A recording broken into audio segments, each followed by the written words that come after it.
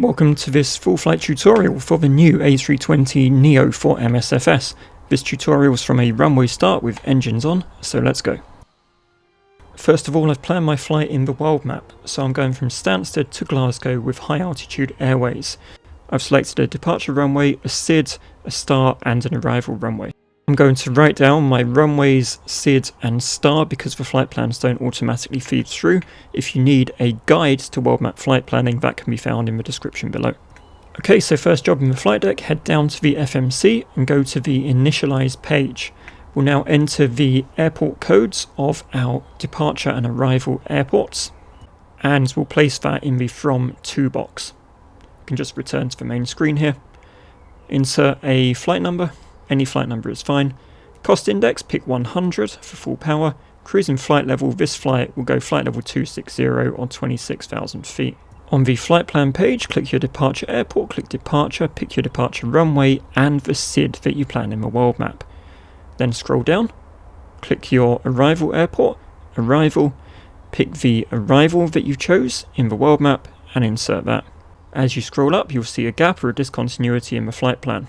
If you press the clear key, then click the soft key next to the gap, it will clear that out and you're good to go. We'll now click through to the perf page and we'll dial in our flap setting, which is flaps 1 by default. Now on the EFB, we'll click over to the Takeoff tab. We'll pop up the weight and balance menu from the sim so we can find our aircraft weight.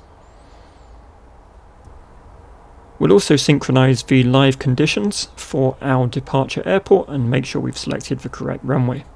And finally, we're going to enter our current aircraft weight in this format in the config box. Then hit calculate to get our v-speeds and hit send to FMGS to send it to the FMC. So on our perf page, we're going to enter the flex temp that it gave us in the EFB, which is 60. And also enter the v-speeds that it gave us in the EFB. Now up in the autopilot panel, dial in your cruising altitude, so for us that was 26,000 feet. Head down to the pedestal, verify the takeoff config. We're now ready to go, so park and brake off and throttle to the flex position as shown here. So when you reach your rotate speed, pull back on the stick. After a very short while you can let go of the sticks, but fly-by-wire takes over, raise the landing gear and activate the autopilot. Additionally, you want to select the managed vertical mode, which we are just about to do here. You can see we're clicking up on the altitude selector dial. Shortly after takeoff, on the PFD, you will see a lever climb indicator flashing. At this point, move the throttle to the climb position as shown here.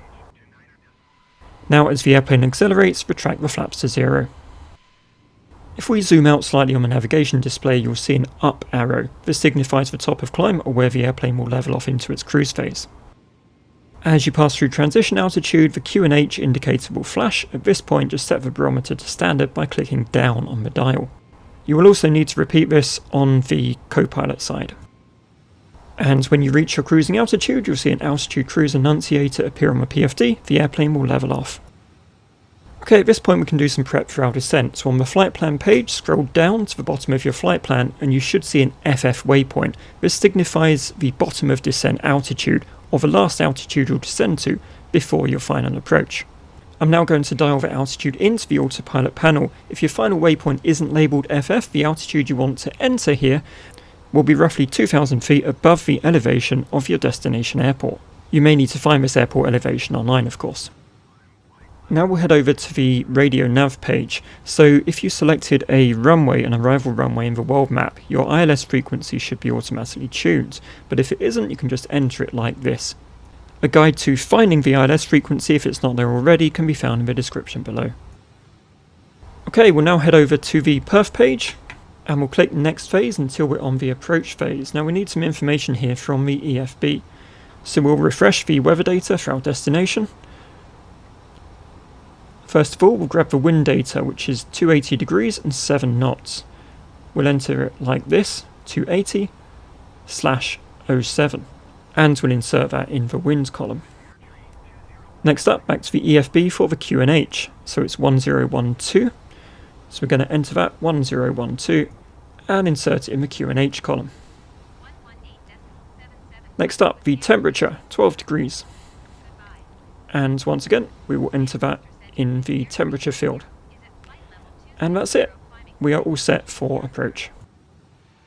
This airplane doesn't automatically calculate top of descent, so to know when to descend, listen out for the simulator ATC, which will tell you when to begin your descent. So when ATC tells you to descend, click the down arrow on the altitude dial and the airplane will begin its descent. Just for reference, if you encounter ice during your descent or at any point in your flight, the anti-ice switches are found on the overhead.